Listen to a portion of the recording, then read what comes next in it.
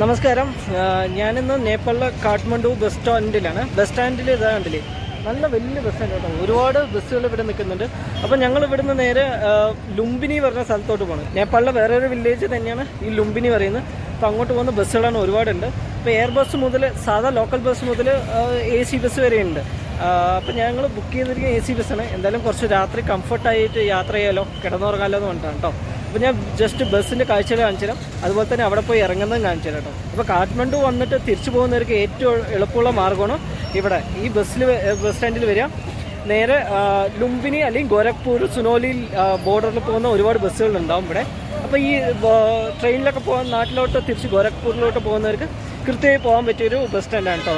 Just കൺഫ്യൂഷനൊന്നുമില്ല, നമ്മുടെ നാട്ടിലെ പോലെ തന്നെ ബസ് സ്റ്റാൻഡ്. ഇവിടുന്ന് ടിക്കറ്റ് എടുക്കാം. ടിക്കറ്റിന് ഇന്ത്യൻ റുപ്പീസ് അക്സെപ്റ്റ് ചെയ്യുന്നുണ്ട്. മിക്കവാറും നേപ്പാളി റുപ്പീസ് എടുക്കുന്നതായിരിക്കും നല്ലത്, കാരണം അതിൻ്റെ കുറച്ചും കൂടി ഫാസ്റ്റ് ആയിരിക്കും ട്രാൻസാക്ഷൻസ് എല്ലാം. അപ്പോൾ അത് ബുക്ക് ചെയ്ത് നേരെ കയറി പോവാം, അത്ര തന്നെ ഉള്ളൂ. ഞാൻ ജസ്റ്റ് ബസ്സിൽ കയറുന്ന കാഴ്ചകൾ കാണിച്ചു തരാം. ഇവിടെ ഒരുപാട് ബസ്സുകളുണ്ട് കേട്ടോ, അതും ജസ്റ്റ് ഒന്ന് കാണിച്ചു തരാവേ കേട്ടോ. ഇതൊക്കെ ഓരോ സ്ഥലത്തേക്ക് പോകേണ്ട ബസ്സുകളാണ്. അപ്പോൾ നമ്മൾ എവിടെ പോകണം വെച്ച് കഴിഞ്ഞാൽ അത് എഴുതി വെച്ചാൽ മതി. ഇതാ ഈ കുറച്ച് ഹിന്ദി വായിക്കാൻ പറഞ്ഞാൽ കുറച്ചുകൂടി എളുപ്പമായിരിക്കും കേട്ടോ. ബസ്സുകളുടെ മുന്നിൽ ബോർഡൊക്കെ ഹിന്ദിയിലും എഴുതി വെച്ചിട്ടുണ്ട്. അപ്പോൾ നമ്മുടെ ബസ് എവിടെയാണെന്ന് നമുക്ക് കണ്ടെത്തണം. ജസ്റ്റ് ഇവിടെ എൻക്വയറി ചെയ്യാം. എൻക്വയറി ചെയ്തിട്ട് നമ്മൾ കയറി പോകണേ. നമ്മളെ ബസ്സിൽ കയറിയിരിക്കണം. നല്ല പുഷ് ബാക്ക് സീറ്റ് കേട്ടോ.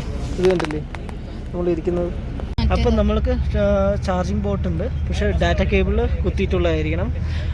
USB പോർട്ടാണ്. പിന്നെ എയർ കണ്ടീഷനുണ്ട്. തണുപ്പ് വേണമെങ്കിൽ തണുപ്പ്, ചൂട് വേണമെങ്കിൽ ചൂട്. പിന്നെ റീഡിങ് ലൈറ്റുകളുണ്ട്. പിന്നെ മെയിൻ ലൈറ്റ്, TV അങ്ങനെയൊക്കെയാണ്. മൊത്തം സെറ്റപ്പാണ് കേട്ടോ. നല്ല കുഷനിങ് ഉള്ള സീറ്റും.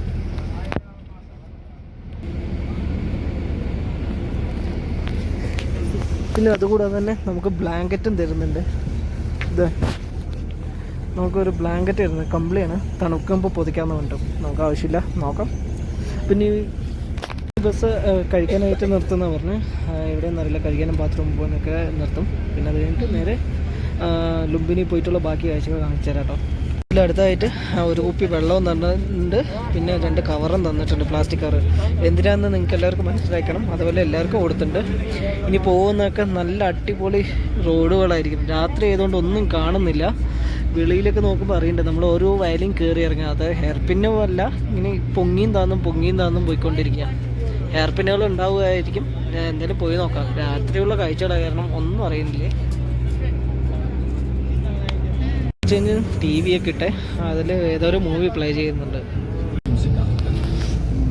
താഴെ ഒരു കൊക്കയാണ് കണ്ടോ, താഴത്തേക്ക് കൊക്കയാണ് കാണുന്നത്.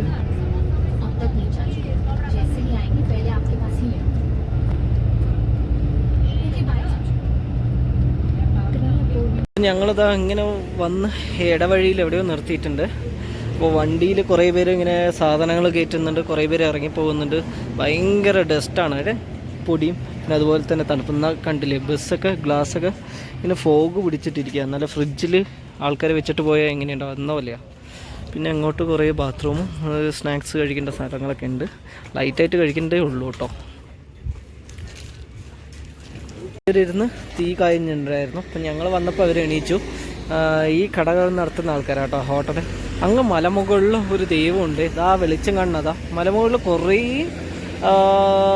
വീടുകളും അങ്ങനെയൊക്കെ ഉണ്ട്. അപ്പം ഞങ്ങൾ ഇതുപോലെയുള്ള മലകൾ ഇങ്ങനെ കയറി ഇറങ്ങി വന്നിട്ട് വാള് വെക്കുക കേട്ടോ എല്ലാവരും. ഇത് കണ്ടില്ലേ, ഒരു അമ്പലമാണ് മേലെ. ഞാൻ ഛർദിക്കുള്ള ഗുളിക കഴിച്ചു. ഇതാ ഇവൾക്ക് മുട്ടയും വാങ്ങിച്ചു കൊടുത്തു. ഇവിടെ ഈ ചേച്ചി മയോണൈസും മോമോസും മുട്ടയൊക്കെയാണ് ഇവിടുത്തെ മെയിൻ സ്പെഷ്യൽ. ഒരു മുട്ടയ്ക്ക് 30 രൂപയാണ്, പുഴുങ്ങിയ മുട്ടയ്ക്ക്. കുറേ ഇവിടെ തീ കായാനിരിക്കുന്നുണ്ട് ആൾക്കാർ. കണ്ടില്ലേ, തീ കാഞ്ഞിരിക്കുന്നതൊക്കെ നമ്മുടെ ബസ്സിൽ വന്ന ആൾക്കാരാട്ടോ. അപ്പോൾ നമ്മളിങ്ങനെ കൈ കഴുകിയിട്ട് അങ്ങനെ പോകണേ. ഇവർക്കൊക്കെ പ്രധാനമായിട്ടും ഇങ്ങനെയുള്ള നൈറ്റ് ബസ്സുകൾ വരുമ്പോൾ ഉള്ള കുറേ അവസരങ്ങളാണ്. അപ്പോൾ അവരിങ്ങനെ ചായയും കാപ്പിയും മുട്ടയും അങ്ങനെയുള്ള ലൈറ്റായിട്ട് നമ്മുടെ നാട്ടിലൊക്കെ കാണുന്ന പോലെ തന്നെ നൈറ്റ് അവർ ഇങ്ങനെ മൊത്തം ഉറക്കൊഴിച്ചിരുന്ന് ഇങ്ങനെ ഇവർക്ക് ഭക്ഷണം കൊടുക്കുന്നതാണ് ഇവർക്ക് പ്രധാന വരുമാന മാർഗ്ഗം കേട്ടോ. എൻ്റെ പുറകിലായിട്ട് ഒരു ബൈക്കുണ്ടേ, നോക്കിയേ. ഒരു 150cc ബൈക്കാണ്, അടിപൊളിയായിട്ടില്ലേ കാണാൻ. ഇതൊക്കെ നമ്മുടെ നാട്ടിൽ എപ്പോഴേ ഇറങ്ങേണ്ട സാധനം കേട്ടോ. ഇവിടെ ഒന്നും ഇറങ്ങിയിട്ടില്ല.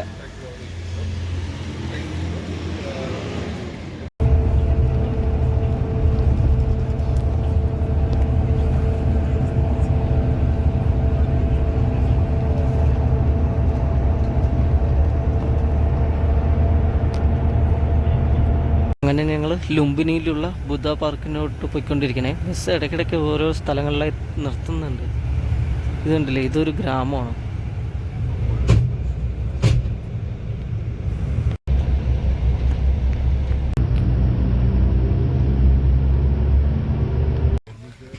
അപ്പോൾ ലുംബിനി എത്തിയിരിക്കാൻ ലാസ്റ്റ് സ്റ്റോപ്പ് എന്ന് പറഞ്ഞ് നമ്മളിപ്പോൾ വിളിച്ച് നിർത്തി. ഇനിയിപ്പോൾ പോയി ഹോട്ടലൊക്കെ നോക്കണം. ബാഗ് പൊട്ടി പിടിച്ച് കിടക്കുക. ഇത് കണ്ടില്ലേ, ഇതെങ്ങനെ പൊടിയായോ? ഇതൊക്കെ അടച്ചു വെച്ചിട്ടുണ്ട്. നമ്മളങ്ങനെ ബുദ്ധ പാർക്കിന് മുന്നിലാട്ടോ. ആ റോഡ് അങ്ങനെ കണ്ട് അങ്ങനെ നടന്നു പോകണം.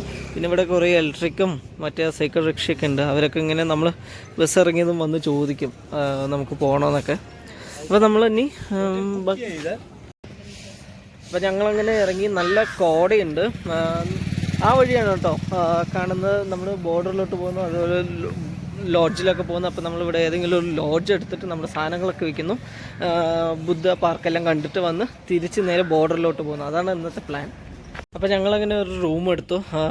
ഇവിടെ നേപ്പാളി മണി ഒരു 500 മുതൽ റൂമുകൾ കിട്ടാനുണ്ട്. ഒരുപാട് ലോഡ്ജുകളുണ്ട്. അപ്പം ഞാൻ ജസ്റ്റ് ഒന്ന് ഗൂഗിളിൽ നോക്കിയപ്പോൾ ഹഗോഡയിലും ഗൂഗിളിലൊക്കെ നോക്കി നല്ല റിവ്യൂ ഉള്ള ഒരു ഹോട്ടൽ കണ്ടു. അപ്പോൾ ഞാനിപ്പോൾ ഉള്ളത് ലുംബിനി വില്ലേജ് ലോഡ്ജ് എന്ന് പറഞ്ഞാണ്. പക്ഷേ ഇവിടെ അടിപൊളി വ്യൂ കേട്ടോ. എൻ്റെ മുന്നിലായിട്ട് ഇങ്ങനെ നെൽപ്പാടങ്ങളും പിന്നെ അതുപോലെ കടുക് എന്തൊക്കെയോ കൃഷിയുണ്ട്, ഉള്ളിയൊക്കെ ഉണ്ട്. ഞാൻ ഇപ്പോൾ കാണിച്ചുതരാം. പിന്നെ അതുപോലെ തന്നെ ഇതാണ് ലോഡ്ജ് കേട്ടോ. ലോഡ്ജും നല്ല രസമുണ്ട്. ഞങ്ങൾക്ക് ഫസ്റ്റ് ഫ്ലോർ തന്നെ കിട്ടി. പിന്നെ ആളും നല്ല കോഓപ്പറേറ്റ് ചെയ്തു. പിന്നെ ഇവിടെ ചെക്ക് ഇൻ ടൈം പറയുന്നത് 10 മണിക്ക് ശേഷം, അത് മാക്സിമം 12 മണി ടു 5 മണിയാണ് ചെക്കൗട്ട് ടൈം എല്ലാം വരുന്നത്. അപ്പോൾ അതിന് മുമ്പ് എത്തിക്കഴിഞ്ഞാൽ അവർ കുറച്ച് ചാർജ് കൂടുതൽ വാങ്ങുമേ. അവരുടെ ഏർലി ചെക്കിങ് ആണെങ്കിലും ലേറ്റ് ചെക്കൗട്ട് ആണെങ്കിലും അവർ കൂടുതൽ ചാർജ് വാങ്ങും. നോക്കണേ, ആ ഗ്രാമത്തിൻ്റെ ഒരു കാഴ്ച ഉണ്ടല്ലേ, എന്ത് ഭംഗിയാന്ന് നോക്കിയേ. നല്ല കോട പുതച്ച് ഇങ്ങനെ. നോക്കണേ, ആ ഗ്രാമത്തിൻ്റെ ഒരു കാഴ്ച ഉണ്ടല്ലേ, എന്ത് ഭംഗിയാന്ന് നോക്കിയേ. നല്ല കോട പുതച്ച് ഇങ്ങനെ. നമ്മളിപ്പോൾ 9 മണി, രാവിലെ 9 മണിയായിട്ടും ഇങ്ങനെ കോട പുതച്ച് കിടക്കണം. അപ്പം നമുക്ക് ഇനി വേഗം ഫ്രഷപ്പ് ചെയ്ത് നേരെ കാണേണ്ട കാഴ്ചകളെല്ലാം കാണണം. നമുക്കപ്പോൾ ഒരുപാട് വഴികളിൽ നടന്നു പോകാം, സൈക്കിളിൽ റെൻ്റ് എടുത്ത് പോകാം, ടുക്ക് എടുത്തിട്ട് പോകാം. അപ്പോൾ അതെല്ലാം കണ്ടു കഴിഞ്ഞ് വേഗം വന്ന് തിരിച്ച് ബോർഡർ പിടിക്കണം. ബോർഡർ പിടിച്ചിട്ടാണ് അടുത്ത ഇന്ത്യയിലോട്ട് കിടക്കണം. അപ്പോൾ ഒരുപാട് പണികളുണ്ട്. അപ്പോൾ ഇതാണ് നമ്മളുടെ റൂം കേട്ടോ. ഇതാണ് ഞങ്ങളുടെ റൂം. 825 രൂപയോളം വാങ്ങിയിട്ടുണ്ട്. 2 ബെഡ്, ഒരു ടേബിള്, ഇവിടെ ഇങ്ങനെ ഒരു ഇതുണ്ട്, പിന്നെ ബാത്റൂം, അത്രയൊക്കെ തന്നെ ഉള്ളൂ. ഒരു കണ്ണടി. നോർമൽ റൂമാണ്. ലോഡ്ജ് എന്നൊക്കെ പറയുകയാണെങ്കിൽ നിങ്ങൾക്ക് മനസ്സിലാക്കാമല്ലോ. ഫാനൊക്കെ ഉണ്ട്, പിന്നെ ചാർജിങ് പോർട്ടുകളെല്ലാം ഉണ്ട്. അപ്പോൾ നമുക്ക് നമ്മുടെ സാധനങ്ങൾ ഇവിടെ വയ്ക്കണം, ഒന്ന് ജസ്റ്റ് റെസ്റ്റ് എടുക്കണം. അത്രയേ ഉള്ളൂ നമ്മുടെ ഇന്നത്തെ പ്ലാൻ. അതുകൊണ്ടാണ് നമ്മൾ ഇപ്പോൾ ഇങ്ങനത്തെ റൂം സജസ്റ്റ് ചെയ്തത്. എന്നാലും 800 രൂപയ്ക്ക് കുഴപ്പമില്ല. പിന്നെ ഇതാ ടോയ്ലറ്റ് പേപ്പറും സോപ്പും ടവലും ഒക്കെയാണ് പിന്നെ തന്നിരിക്കുന്നത്. അത്രയേ ഉള്ളൂ. നമ്മളിവിടെ ഹോട്ടലിൽ ഇരുന്നപ്പോൾ ഇവിടെ അരി ചേർന്ന് കണ്ടോ മുറത്തിൽ.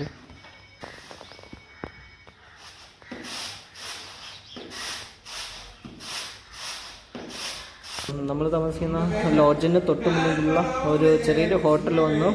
ഇപ്പോൾ ഒരു പ്ലേറ്റ് പൂരിയും ഇതിനുള്ള കടലക്കറി, വെജ് കറി എന്ന് പറഞ്ഞു. അപ്പോൾ 4 കുഞ്ഞു പൂരികളും ഉണ്ട്, പിന്നെ 2-3 ജിലേബിയുടെ പീസും ഉണ്ട്. ഇതെല്ലാം കൊള്ളാം. എത്രയുണ്ടെന്ന് അറിയില്ല, പൈസ നോക്കണം എന്തായാലും. അപ്പോൾ ഞാൻ ഹോട്ടലിൽ നിന്ന് ഇറങ്ങി ഭക്ഷണം കഴിച്ചു. അവിടെ 160 രൂപയാണ് 2 പ്ലേറ്റ് പൂരിക്കായത്. പിന്നെ അതുകൂടാതെ എൻ്റെ പുറകിലായിട്ടാണ് മെയിൻ റോഡ് വരുന്നത് കേട്ടോ. ഒറ്റ സിംഗിൾ റോഡാണ്. സ്ട്രെയിറ്റ് റോഡ് പോയി കഴിഞ്ഞാൽ ബുദ്ധ ജനിച്ച സ്ഥലവും അതുപോലെ തന്നെ 29 കൊല്ലം അദ്ദേഹം വളർന്ന ആ കൊട്ടാരത്തിൻ്റെ ശേഷിപ്പുകളൊക്കെ കാണാൻ പറ്റും. പിന്നെ എൻ്റെ പുറകിലായി കാണുന്നതാണ് ടുക്ക് ഓട്ടോ. പിന്നെ അത് അങ്ങോട്ട് കാണുകയാണെങ്കിൽ സൈക്കിളുകളൊക്കെ വാടകയ്ക്ക് വെച്ചിട്ടുണ്ട്. അപ്പോൾ ഇവിടെ പ്രധാനമായിട്ടും സൈക്കിളുകളും ടുക്ക് ഓട്ടോയും ബാറ്ററി വണ്ടിയാണ് പ്രധാനമായിട്ട് എല്ലാവരും യൂസ് ചെയ്യുന്നത് കേട്ടോ. അപ്പോൾ ഇതൊക്കെ എടുക്കാം. നമുക്ക് എന്തായാലും എല്ലാം എക്സ്പ്ലോർ ചെയ്യുമ്പോൾ നമുക്ക് നോക്കാം. നമ്മൾ ഇപ്പോൾ ക്ലൈമറ്റ് നല്ല പ്ലസൻ്റ് ആയതുകൊണ്ട് നടന്നാലോ എന്ന് വിചാരിക്കാം കേട്ടോ.